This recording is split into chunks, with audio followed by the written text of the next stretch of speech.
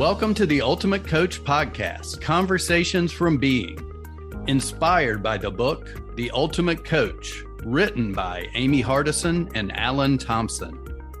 Join us each week with the intention of expanding your state of being, and your experience will be remarkable. Remember, this is a podcast about being. It is a podcast about you. To explore more deeply, visit theultimatecoachbook.com. Now, enjoy today's conversation from Being.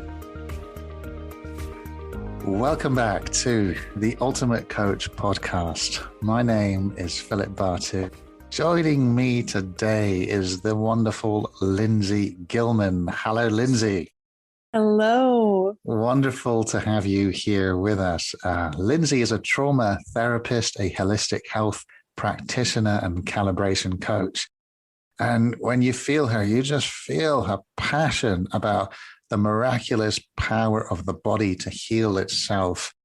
And one of the things that I have gotten to love about Lindsay and the few conversations I've got to enjoy with her is there's something in me that feels like something has been healed, or even a part of me that I didn't even know needed to be healed, heals. And it's like there's a lightness to me just from being in her presence. So I invite you to join us in exploring who Lindsay is and just this lightness of being that she brings with her and to those who get to experience her. So what a gift you are. And thank you for being here today.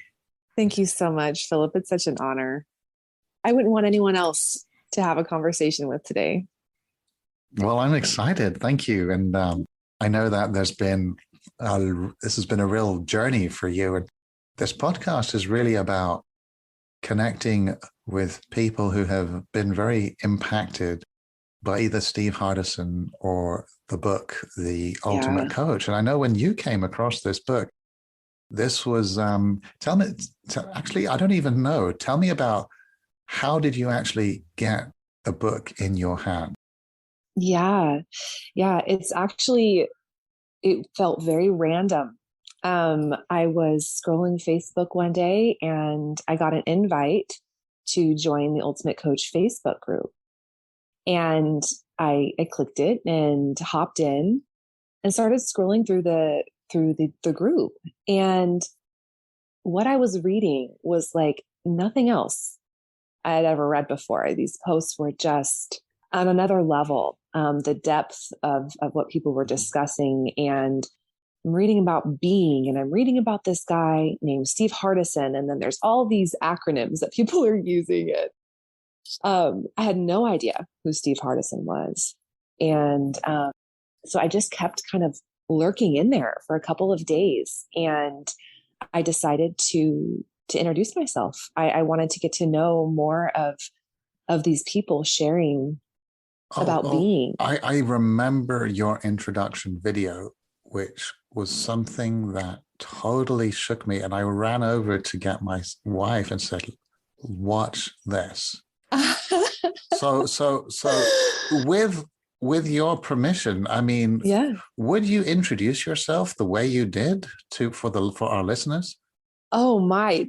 Are you talking about the poem, Philip? Or are you talking about that? Oh my God! Yes. Yeah. There is a poem you wrote that just spoke to the essence of my soul, and it's an introduction like I've never seen before. And I mean, I know this is really off the cuff, so I know you haven't prepared anything for it, but if you could give us whoever you are from. Yeah. Well, this is off the cuff. Yeah, I'm looking right now to see if I even have it written anywhere that I can read it, because it's so, it's one of my favorite poems that I've written. And it's something that I don't tend to do a lot of spoken word poetry. And so when I wrote it, I thought to myself, this really needs to be something that I do like spoken aloud. I mean, it's so much bigger than just something that could just be read, you know? But off the top of my head, I don't remember it. But I just found it. So I'm going to read it if you don't mind. Oh, wonderful. Yes. Okay. Tell me what you do for work without telling me what you do for work. I'm a travel agent for the astral world, a quantum tour guide, a name badge that reads, "You are here." Miss Frizzle with bad tattoos and gold nose rings, frankincense resin, my magic bus. I'm a bullshit detector, the fire under your ass, the voice in your head that echoes only truth. That you are the medicine woman. You are your own best healer. I'm a professor of oxygenation, a specialist of cellular regeneration, proponent of self-experimentation, a vacation. My vocation fills my soul the way poetry fills my mouth, milk and honey, like the saturation in my brain of psilocybin and lion's mane. I'm a feminism escapee, the black sheep of the third wave, annoying the fourth with their hypocrisies on repeat in my bullhorn. I've dug underground tunnels for you, and you, torches soaked in blue hair dye butane summon the depleted, the defeated, the cheated, who were told to trade in a housewife for a wage slave. I call them back to the divine feminine. Sit down and attend my classes, where fluidity is a fine art, not a label worn by the masses. I'm a kitchen witch of cast iron and sea moss, an archaeologist digging up the root cause, lighting ablaze the palliative gauze you wrap around your symptoms, following the law of the white coats and all their flaws. I'm a holistic grassroots gangster, slipping you selenium and iodine when your endo can't answer why you feel like you're dying. Yet the lab work doesn't say cancer. I'm your mirror. I am your sister, an alchemist who turned living hell into heaven, who healed her crippling depression by optimizing digestion, among other secrets I share in my profession. What do? Here's my confession. I don't do anything. You heal you. Your life is your medicine. I just guide you through. I interpret the language of symptoms into the only thing that's true. There's only healing. There's only health. And the very thing that you need comes only from yourself. Boom. And the crowd goes wild. This feels like a mic drop moment. Oh.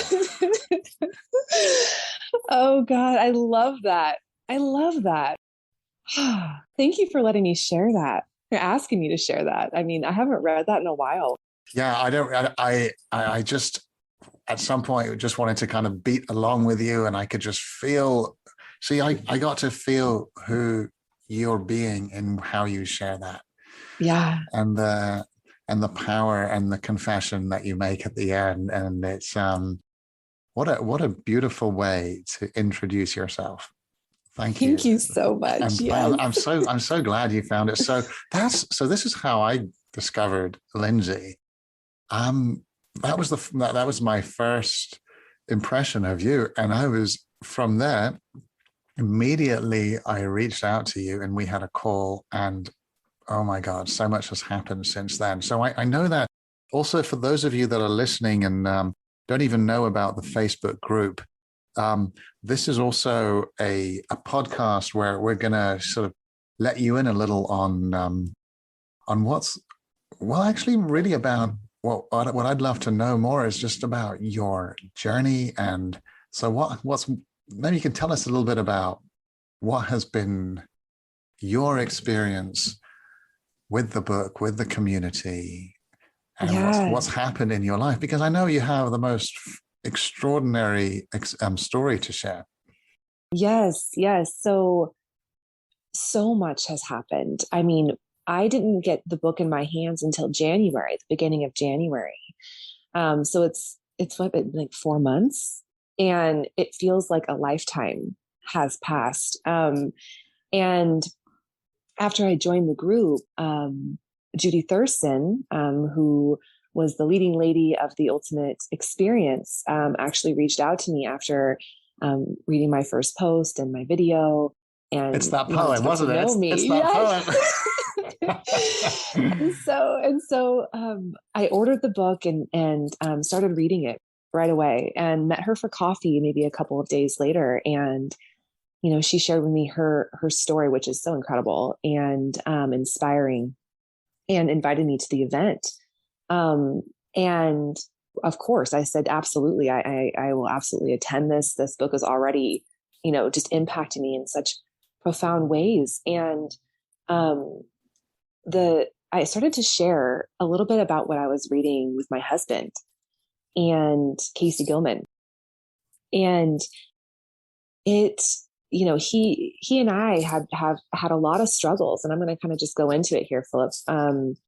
We had a lot of struggles in our marriage over the last 5 years. A lot of that included us navigating me falling ill with a pretty severe chronic illness after the birth of our daughter, and me really losing my ability to care for myself and my family for an extended period of time, and the fear and the uncertainty that came with that really took a big toll on our marriage. We were living in a place of lack, emotionally and spiritually, and lost our connection to each other, our ability to communicate effectively. And for even the months leading up to me getting this book in my hands, divorce was on the table more often than it wasn't. And it was a really dark time for us. And so I started reading about being in this man, and oh my gosh, the story of Amy and Steve. And I'm like, oh, that's possible. That's possible through this, this technology of being, I'm saying in quotes here, and so I started sharing some with him, and really he pushed it away at first, because over the last, I would say, a year or two, I really was trying to do the work myself to heal our marriage and to get us to a place of kind of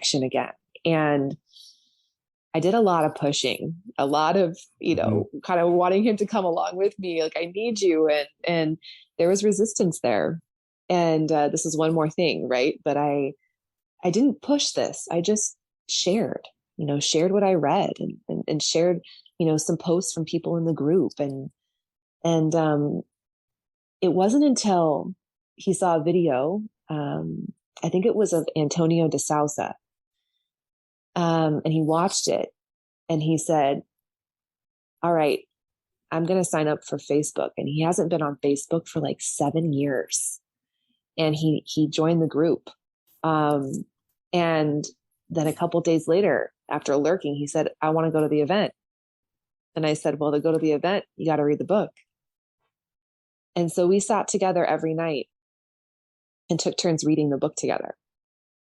And it changed everything for us, everything.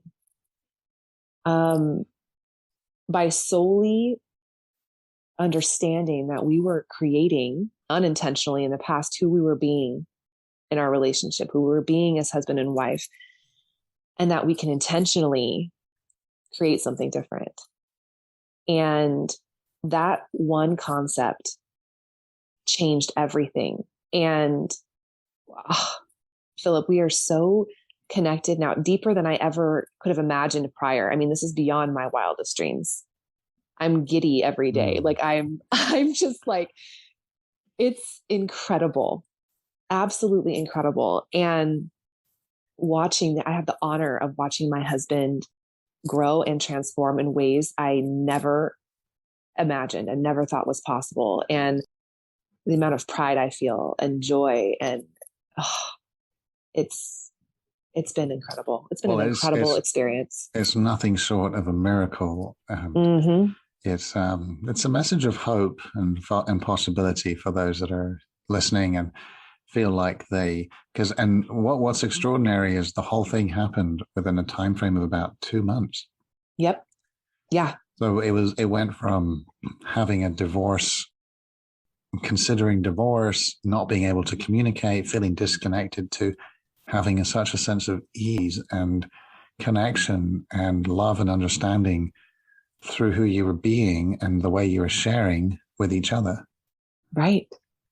So let's just, if we can just kind of take a magnifying glass and kind of look at what happened there.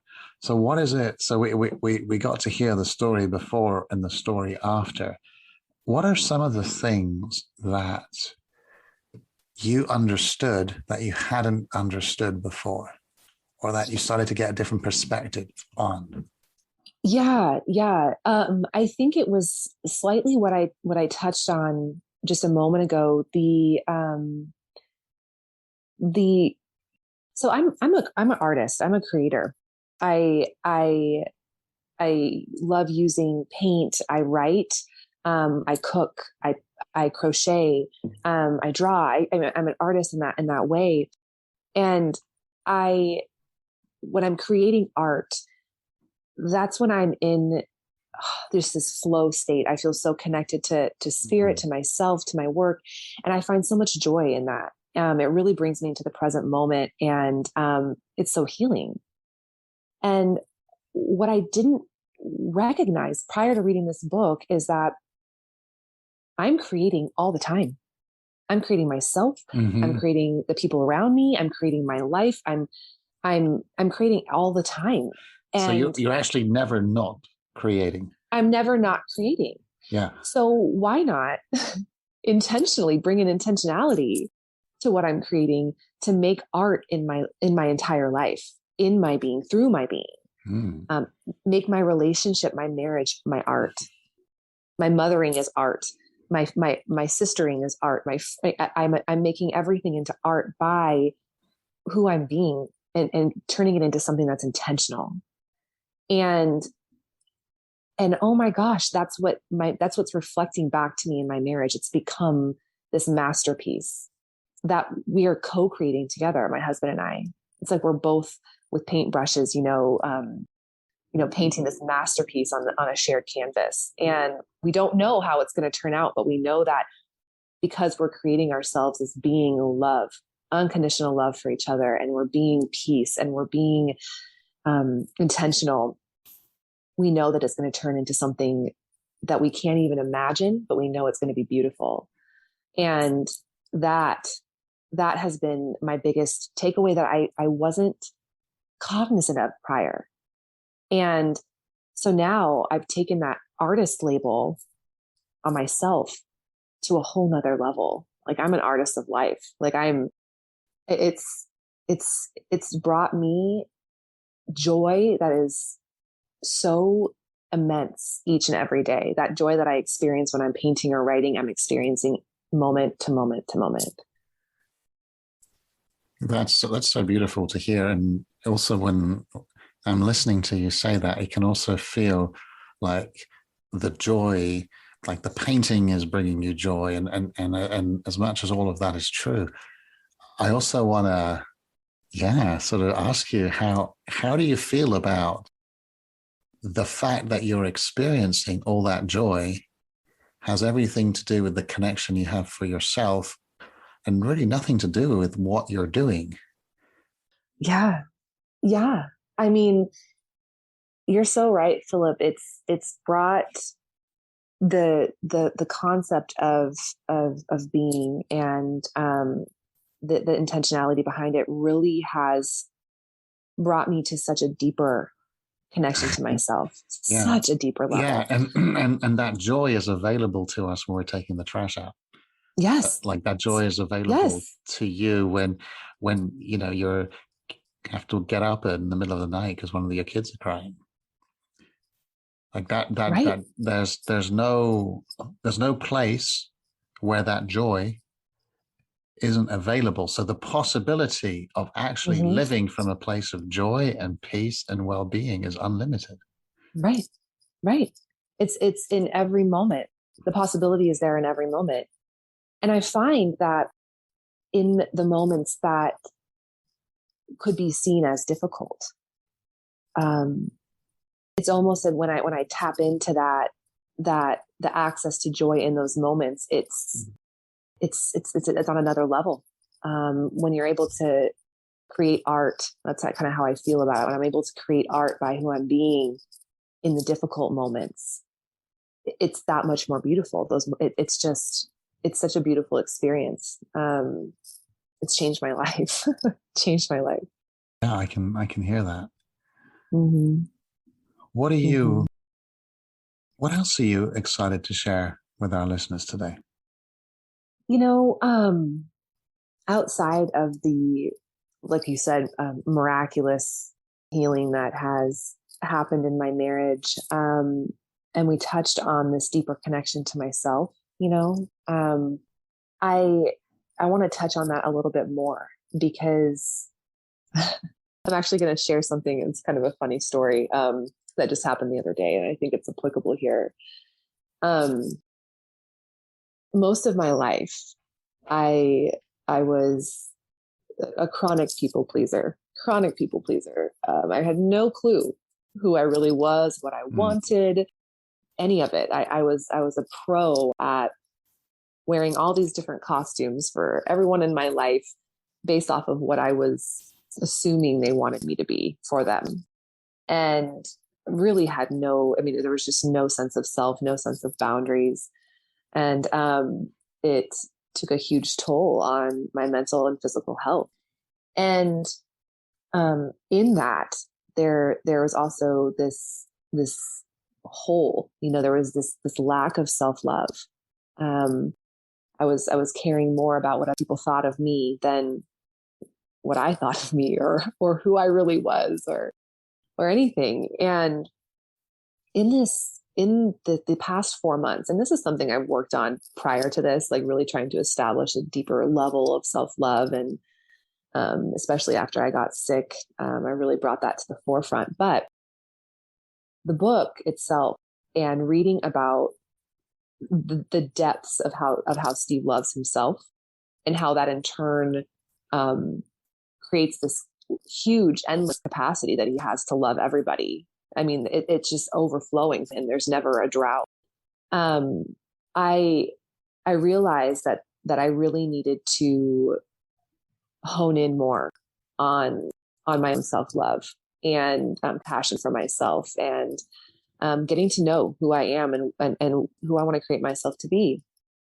And so for the past few months, I've been studying this book and reading it about myself. And I have just discovered this affinity for who I am, my quirks, my strengths, all of it. And I have fun. Like, I'm enjoying being with myself every day, like hanging out with myself.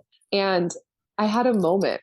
I was talking with a client the other day, and they were discussing issues in their marriage and talking about, well, our love languages are so different. And Lindsay, what's your love language? And I sat there for a moment and I started to laugh, because what came to me was that my love language is all of them. All of them. I want them all. And I think I've felt like that my whole life, but I felt so much shame of being seen as too much, or being told I was too much, or whatever. So I would just say, oh, it's service. I like acts of service. But I really never felt fulfilled, because I really wanted all of them. And so I said, I want all of them. And my client was like laughing with me, and they said, that's so refreshing to hear someone admit. And as I said it, I felt this deep love and admiration for myself, that I was able to be real and admit that, and say it without shame, and with even more love for myself. Right? Like, I loved that about me, that I need all of them. Gosh, that's really making me reflect, because I was very comfortable claiming that, physical touch, that's my language of love. And it does, it definitely is something that's super important for me and a priority. But as you say that, I was also just reflecting, like, what would mine be? Right. And for me, what's coming up is like, my language of love is being an expression of the love within me. Oh, I love that. Yes. Yes. And that's like energy that gets to move through me onto someone, or onto what I'm writing, or onto whatever I am creating. If I can create from an energy of love that's moving through me, and I'm an expression of that love, that's my language. And what I write with that language is not just beautiful, but it penetrates into whatever I am creating with an energy of love. Yes. And that ripples and ripples and ripples. Yes. Yes. Oh, all of that, my friend. Yeah. And I never even considered that until you spoke. And I just was like, wow. Yeah. Yeah. Yeah. I think we cling to these little labels, right? And it's what are labels, Philip? It's limiting, right? It limits us from really the fullness of and the complexity of who we are and how we show love and how we feel love and give love. And so it felt so freeing for me in that moment to just say, you know what, it's not just this, it's all of it. Like I love it all, and I can feel love from it all, and I can give love in all of those ways, yeah. So it was just, it was such a freeing and realization. Love is, it's a frequency.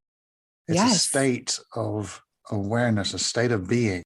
What I'm also finding is when we're in this frequency, there's less interest in entertaining things that are, I don't know if it's lower vibration, but I'll give you an example. Like I had a fallout with my brother a few weeks ago, and I got a WhatsApp message full of accusations and blame, and it was very hurtful. And there was no real way I could respond to that by addressing the problem. Yes. And I took some time to, take a pause with it, because I was just noticing like, all the defensiveness that was coming up for me. And that was exactly what I didn't want. And so coming back to this, and this is actually the day before my birthday. Interestingly enough, I get this message from him, and I respond to him and I say, I am in a place in my life where my own peace and well-being and harmony is more important than conflict. I've prioritized that over conflict. And that was it. Like, I didn't defend, I didn't say anything. It was just an expression of who I am, an expression of who I'm being in the world, and how I'm living. And I didn't hear anything from him. And the next day was my birthday.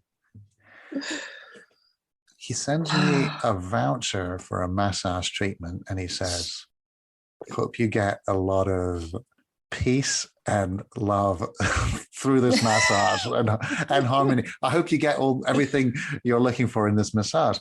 Right. So this went from accusations to a massage, and it actually just blew my mind that happened. And the possibility of not having to resolve anything. Yeah. Yeah.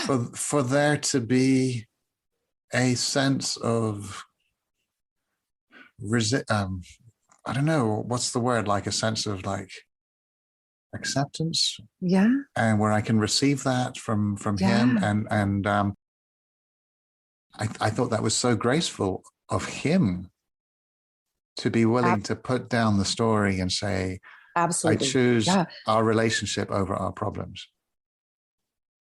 Right. It's that ripple effect. Who you're being and how you're I'm starting to see that more deeply now. As wasn't it. Now you can hear this and you can think, oh, I'm going to send that as that sounds nice. I'm going to use that as a template next time I get attacked, right? Or I'm going to use that again, and it won't be the same thing. Even for me, no. it won't be the same thing, because it's what was true in the moment. It's what felt like that was an expression of love in that moment, but it's not something I can recycle. No. And then you can hear that and think, oh, well, that's a nice tool. Or I'm going to use that in my toolkit, but it's actually the tool is the being. Right. Exactly. It's like what Rafal Wolf, he's been sharing lately, that we're not being in order to. Right. There's no in order to.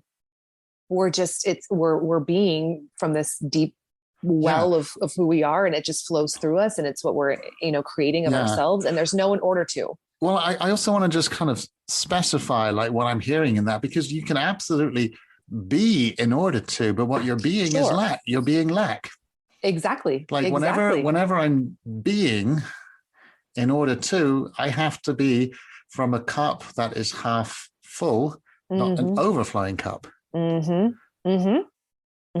Exactly. Oof. I love that. That's beautiful. All right, Lindsay, what else have you got that that you want to bring into this conversation? Yeah.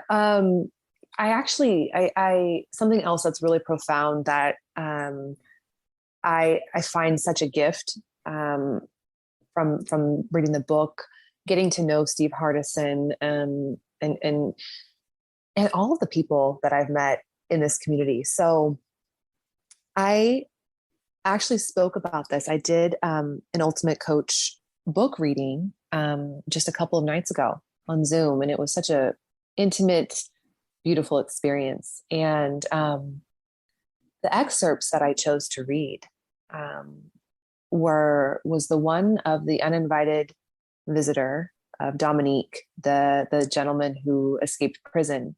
Yes. And I read that excerpt, and I followed it with an excerpt from the chapter on love called Strangers, AKA Friends. I read those two, one right after the next. And the reason why I chose those, and I think that I know that they are the most powerful excerpts from the book for myself.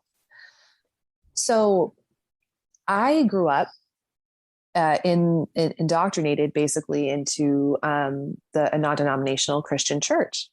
And my parents were very active. My dad was an elder. And from a young age, I loved the story of this guy, Jesus. I thought he sounded amazing. And I love studying that. But I really started to notice and sense a disconnect in what I was reading about and what I was seeing around me, and how people were being.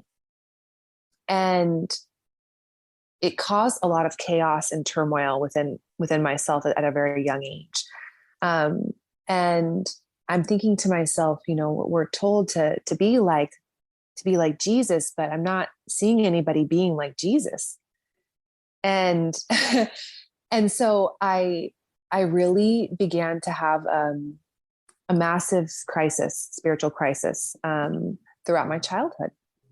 And by the time I left home, I just completely denounced it all. Like, I am not participating in this whatsoever. There's too much hypocrisy. I experienced some abuse from my youth pastor. I mean, it was just not a good experience. And I shut down my connection to spirit, to God, for, I would say, over a decade. And like nothing. I mean, I would call myself an atheist. I mean, it was gone. And after I started having kids, I realized that me shutting that down, I was shutting down like a biological piece of me. Like, we're all spiritual beings. And I recognized that. But I was terrified to explore that. And because of what I experienced growing up. And over time, I began to open up more to it and discover what my own beliefs are and my own spirituality, and started to embrace that on a deeper level. However, when I was reading the book, and especially those excerpts, I was shown an example of what I needed to see when I was a child. I was shown an example of somebody who is being Christ-like. It touched me so deeply. I mean, those chapters, I chose them and I cry through them every time I read them. It's just so powerful for me, and it healed pieces of me that I thought were healed that weren't. That weren't.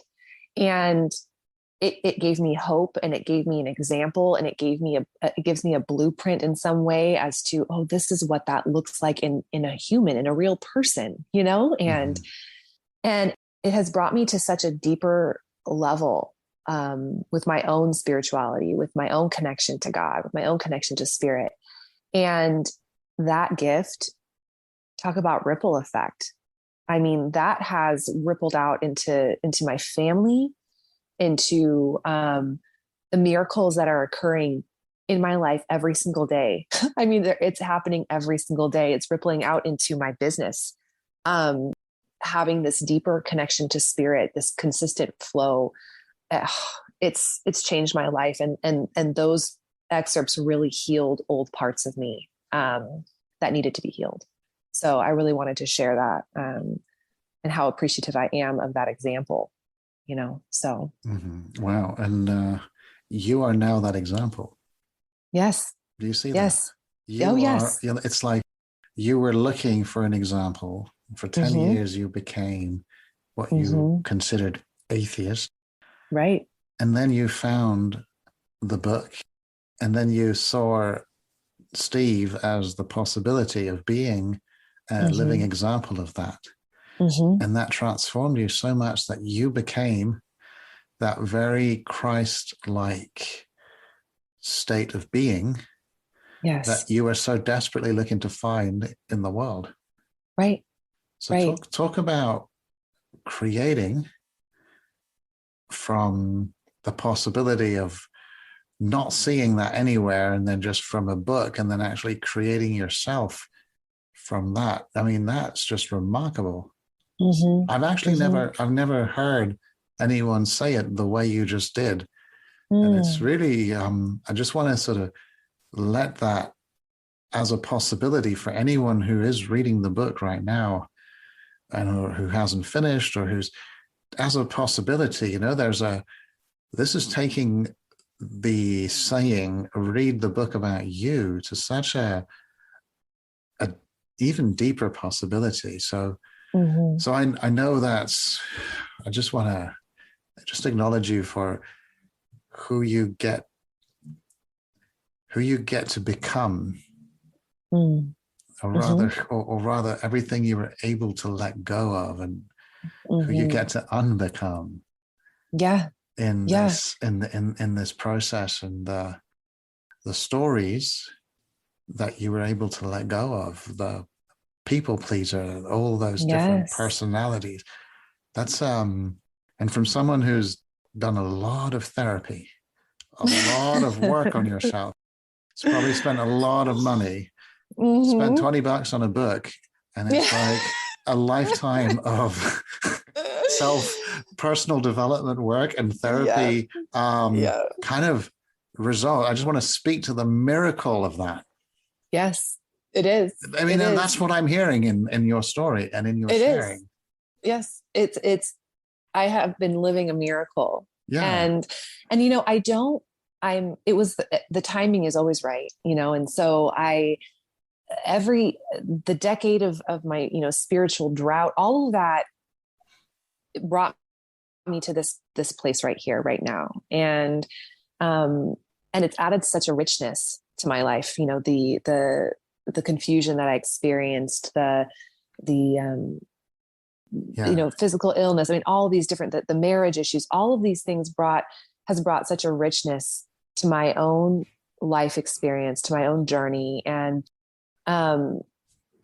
it's primed me. It's primed me for this $20 book to enter my life. Amazing. So let me just speak to the people who are listening to this right now and who are reading the book and may not be getting the kind of value that Lindsay Gilman's talking about. Maybe like, that's not really the way I'm experiencing this book. What would you say to the people who may not be feeling or just a fraction of what you got to experience? Is there anything you'd like to say to them? Yeah. I think that, man, like I was saying, I think that this landed into my lap at a time that it was all divine for me, right? It was all divine for me. And I'm not saying that it's not divine for everyone else, but I believe that for some people, and I've had lots of conversations with a lot of people who have read this book and have the huge, vast array of experience, right? Some people, it's been extremely profound. Other people haven't gotten it at all.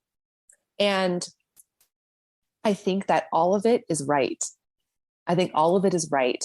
And that if you've read this book and you felt like you really haven't gotten anything out of it, or nothing's really transformed for your life, my advice would be to set it aside for a little while. And I know that other people might disagree, like, well, read it again and read it more about you or whatever. The information, when we take in information, it's inside of us. And it's not like you can't unread the book, right? You've read the book, you can't unread it. It's in there somewhere.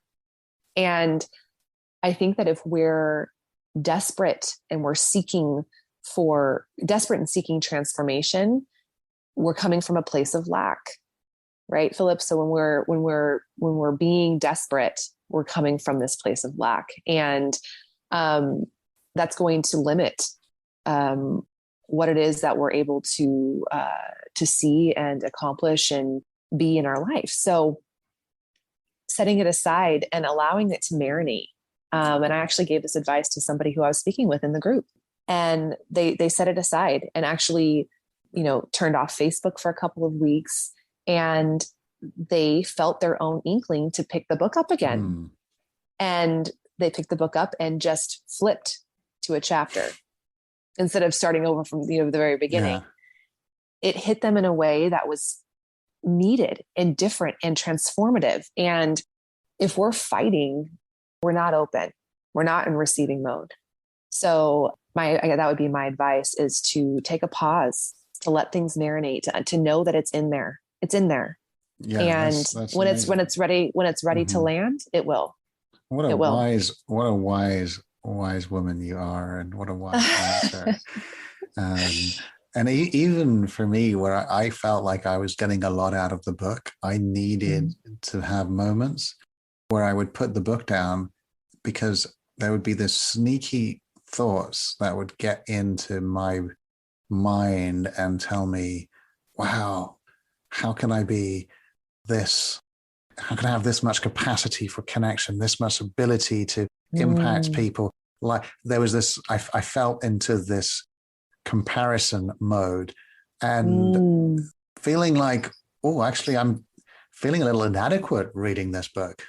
Yeah. So I also want to just say how all of it is, is welcome. And it's not that one is good or better or worse, but what I did find was helpful was when that was happening, for me, that was just an indication that I'm not really open to receive the gift this book has to give.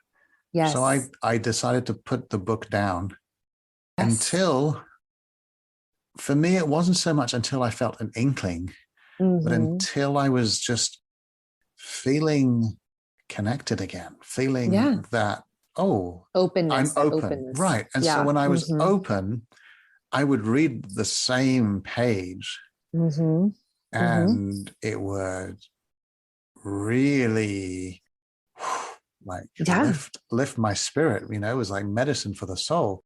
So there were things that I would read that would just really, wow, I'd have to sometimes even just put the book down and just reflect on that.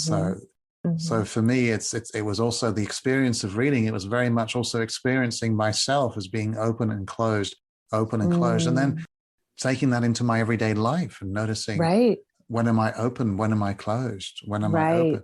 And it's really about, when am I living in the possibility that I am unlimited from a place of infinite potential, that anything is possible, to when am I living from a place of, I am small and limited.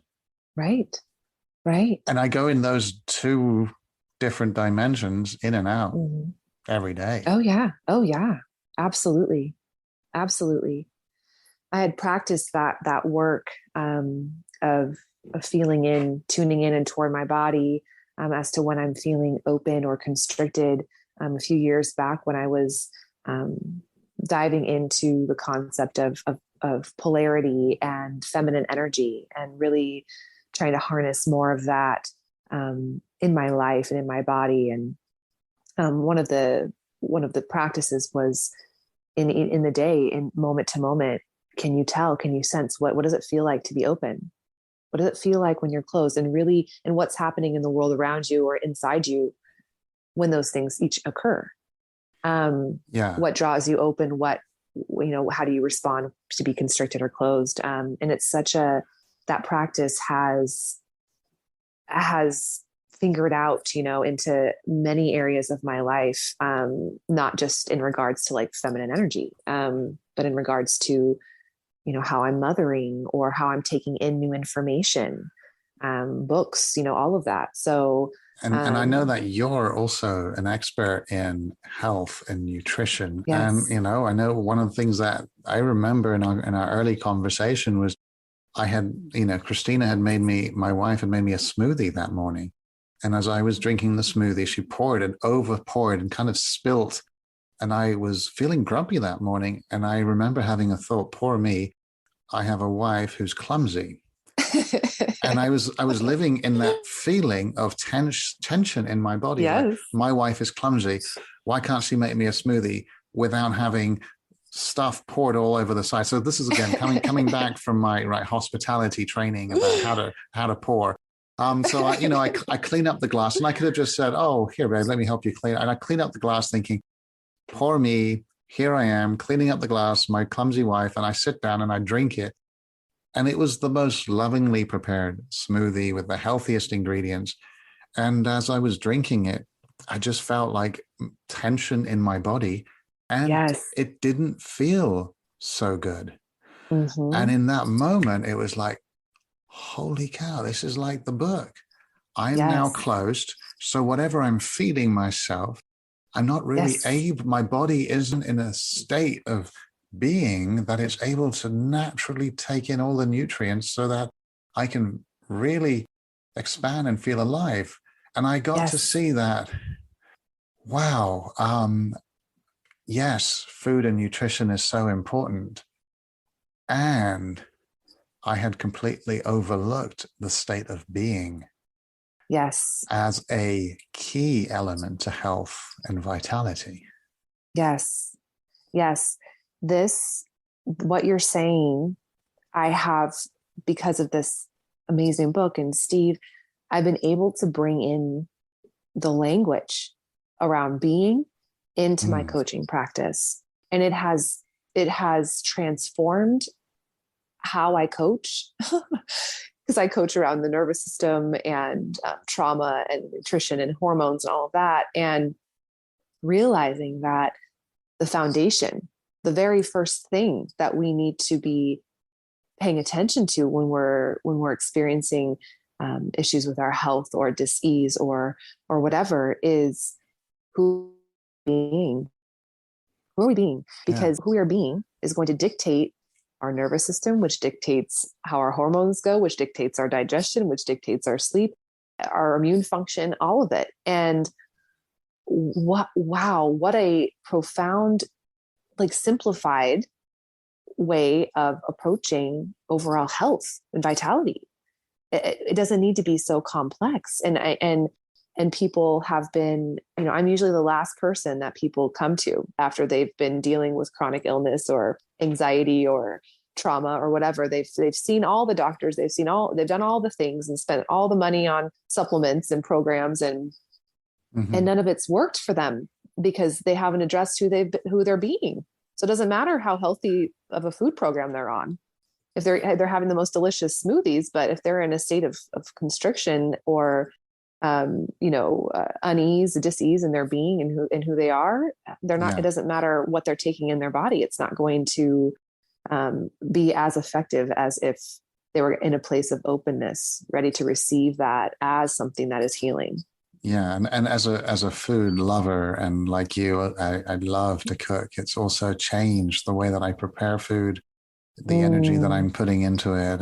And I'm also, yeah, even Christina, she can taste when I cook something and I'm not in a expansive state of being, or Right. if I'm feeling anger, or if I'm feeling disconnected, then that energy's in the food, and she's the first to notice it.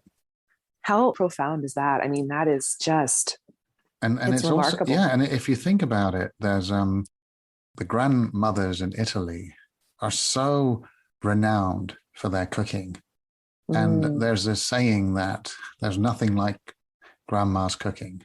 And it's not that they use better ingredients or they have better techniques or skills. It's as a grandma, you're just sort of, you have this grandma mothering, nurturing energy that you put into the food.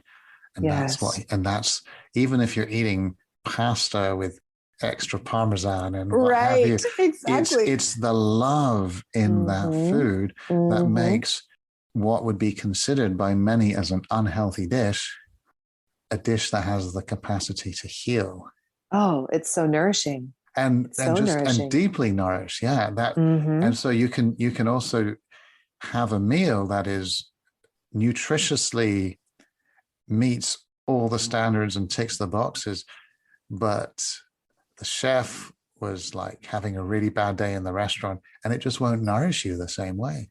Exactly. Exactly. It's like I tell my clients, and I say this tongue in cheek, I don't mean to eat a ton of donuts, but I say, a happy donut is better than a sad salad for your That's so body. good. That's so good. I love that. Oh my God, you I know. love that. I'm going to say that to my nephew because he's just recently discovered donuts, and he's Yeah. had his first donut at 13, and his eyes just lit up, Oh, I bet they and we went did. for a donut together, and I bought him a donut, and I noticed, Lindsay, I was feeling like, oh, I shouldn't do this, and there was a sense of Uh-huh. guilt, and then I just caught myself, and I was like, no, no, no, no, let's take all that out and make this a celebration moment. And so it was that happy donut that we got to share together. And Right. yeah, a happy donut is better than a sad salad. I'm gonna Yes. remember that. That's so good. It is, and it's so true. It's the energy that we're taking in. I mean, love is such a high frequency, and fuel. Food is our fuel, and it's a form of energy. And so the energy that we have inside of our bodies and the energy that was used to prepare the food all plays a role in our body's ability to be able to pull nutrients and receive um, it as medicine. And so yeah, a happy donut can absolutely be medicine at times. So I love that. Lindsay, thank Mhm. you so much for sharing your wisdom with us, for your lightness. This conversation just feels so healing and nutritious. And Mm. I am nourished by being in your company. And I wanted to ask you, as we come to a close, is there anything you would like to say before we complete? This is what I say um, at the end of any podcast that I'm on. And I'm going to say it here. And my philosophy is that our life is our medicine. And we can take it in moment by moment, whether it's with food or people or places, who we're being, books. We can take in that medicine every single moment of every single day. And we can perpetually be healing our spirit, our minds, our beings by doing that. And the answer to knowing whether something is medicine is by tuning in and toward your body, and your body always knows.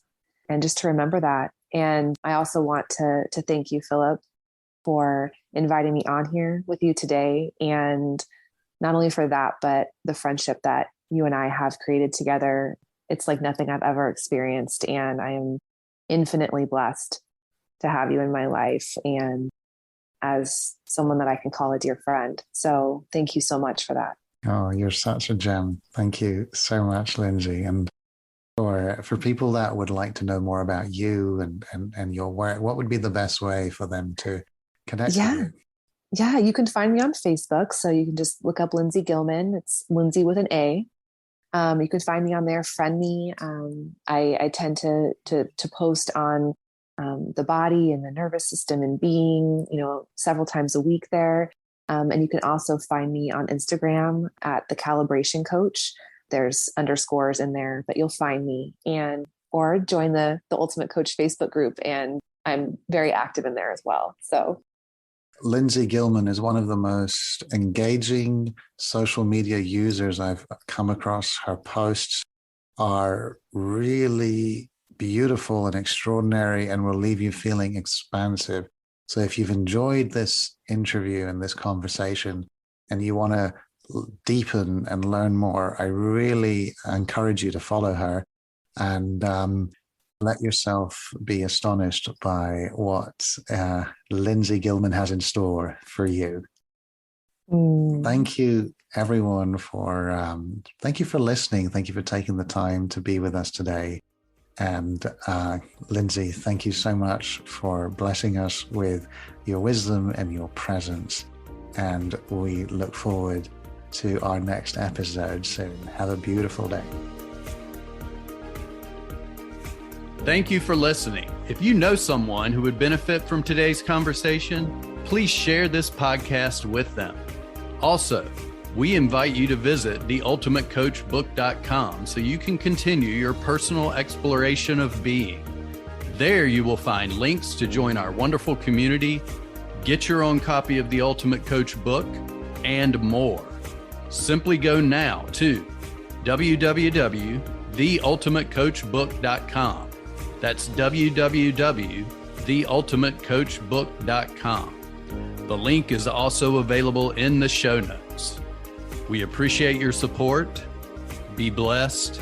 Be you.